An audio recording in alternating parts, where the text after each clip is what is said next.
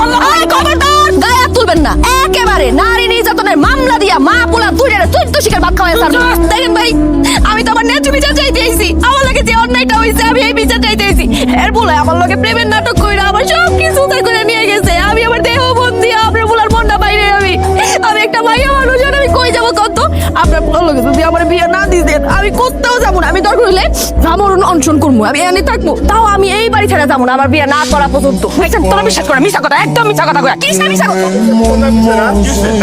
তুমি কেডা? তোমার পোলার বউ, হ্যাঁ যাইনি না তোর না দিতেছে তোমার পোলার বিয়ে করার লেগে। দাও দিয়ে কুমাইয়ে যাইনি না, একদম সাইড করে দিব। থামো থামো, ধান্দা করতে আইছে। কি হয়েছে কদি মা? আব্বা গো আব্বা, আপনার পোলা আমার লগে 9 মাস 11 দিন 12 ঘন্টা প্রেম করছে।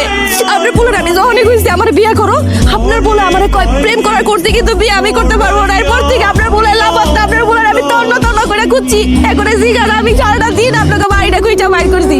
আমি একটা মাইয়া মানুষ, আমার সব ইজ্জত আপনার পোলারে দিয়ে দিছি। মাইয়া মানুষ ইজ্জত একবারই দেয়, বারবার কি দিতে পারে নাকি? আমি পোলা বিয়ে না করে যাবো না, আপনার পোলারে বিয়ে করবো। আমি কোথাও যেতে পারবো না ভাই, আপনারা কিছু কর। কি আবল তাবল কইতাছ? মিশা কথা কয়, মিশা কথা। ও এখন আপনার কাছে এটা আবল তাবল মনে হইতেছে? ভাই আপনার কাছে মনে হইতেছে আমি আবল তাবল কইতেছি? আমি একটা মাইয়া মানুষ, আমার ইজ্জত গেছে। একটা মাইয়া মানুষ কি ইজ্জত দিয়ে এই ধরনের কথা কইতে পারে? শুনেন, আপনি আপনার পুরারে ডাকেন, ডেকে জিগান আমার লগে এসব